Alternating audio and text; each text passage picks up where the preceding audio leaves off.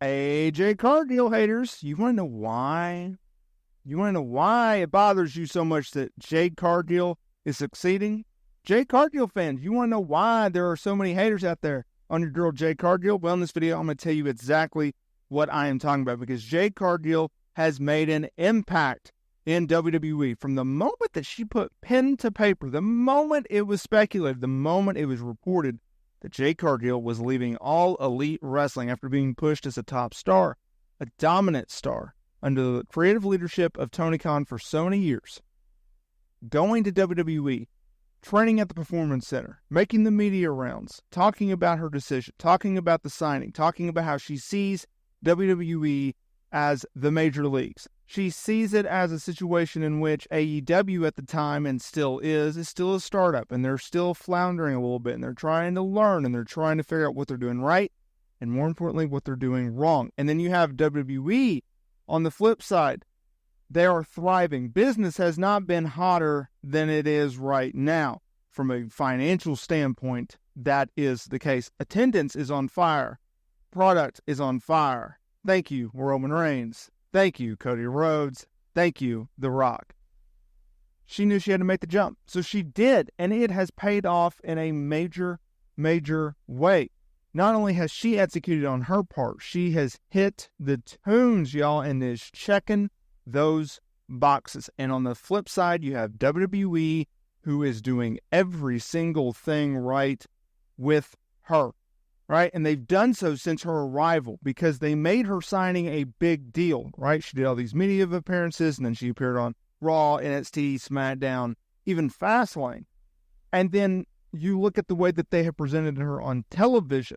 They knew, okay, look, we have something special here. Not everyone looks like Jade Cargill. Not everyone is Jade Cargill. So let's protect our investment, and rightfully so. Right? If you have a unicorn, you might as well treat it as that and not like something else.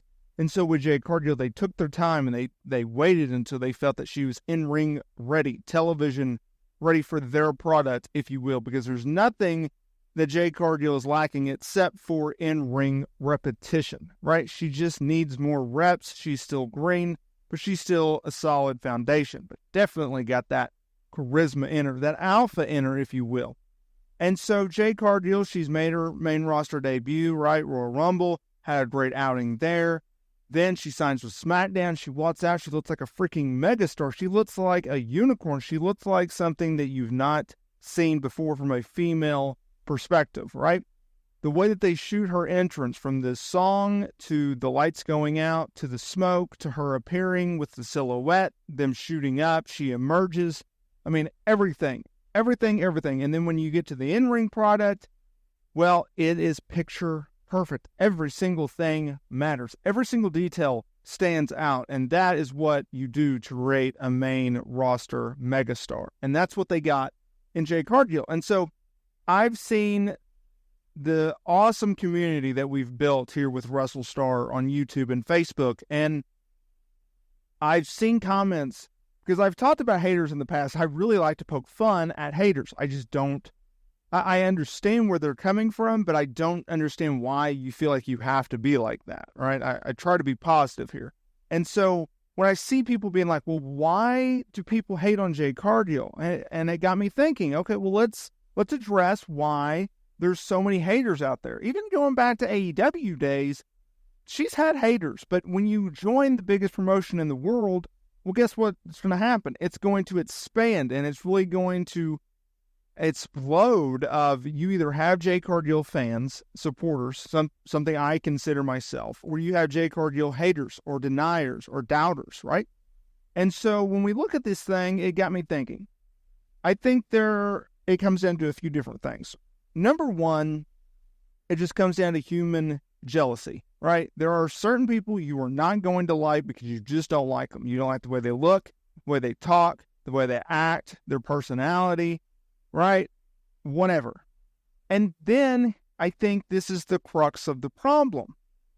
I think you have two different fan bases, because we all know, and we've heard this so many times, especially since 2019 when All Elite Wrestling was launched by Tony Khan and the Young Bucks and Cody Rhodes and Kenny Omega. and Brandy Rhodes and everyone involved, that you have a WWE fan base, you have a AEW fan base, and then you have a very, very, very small crossover fan base where they enjoy all types of wrestling. Well, I'm sorry to tell y'all, that niche is just that. It's a very, very small niche, right? You're either a WWE fan or you're a AEW fan. Just like back in the Monday Night Wars, you were a WWE fan, a WCW fan, an ECW fan, and then you had your middle. And so if you're a WWE hardcore, if you're a WWE fan base type of person, then you don't necessarily want to see someone from the rival competition come over to your company and thrive. Now, on the flip side of that, you also have the AEW fan base who they lost a star to the rival promotion. And oh, by the way, a rival promotion in which is kicking y'all's butt, right? Like, so if you're an AEW fan, you don't like her. And if you're a WWE fan, then you're like, why did you come here? You're not one of us. WWE found this out the hard way post Monday Night Wars, right? During the Ruthless Aggression era, if you will, 01, the invasion angle, especially the invasion angle, where they brought in talent, right? That's the whole reason why the rebrand, the relaunch of WCW under the WWE banner was next, right? Buff Bagwell, Booker T, it just went sour because for years and years and years, WWE fans were conditioned to the notion that WCW talent is not on the same level as their favorite superstars. So you should not care about them. And so when they come over to WWE and it's WCW everywhere, they have a hard time to connect. It's no different from WWE to AEW. Now, I will say this. I think AEW fans are much more receiving of WWE talent go to AEW because AEW is a newer brand. And more importantly, there are so many young stars there that there's so many homegrown talent. And they appreciate the veterans that come over because for the most part, those who come from WWE to AEW are veterans. And on the flip side, you have AEW talent going to WWE, and it's only been a select few. Cody Rhodes, Jade Cargill, right? There's not a lot of crossover. And so with Cody Rhodes, he's beloved. Everybody loves him for the most part, although he does have haters. Jade Cargill, on the other hand, she was booked as a heel in AEW, and everyone thinks that she's just been given this push because of the way she looks. And that's not the case. She's a megastar. That's why she's booked. That's why she's pushed. And so I think that is the reasons why AEW fans and WWE fans aren't on the same page when it comes to Jade Cargill, and therefore it causes a bunch of hatred towards Jade Cargill, which really, really sucks.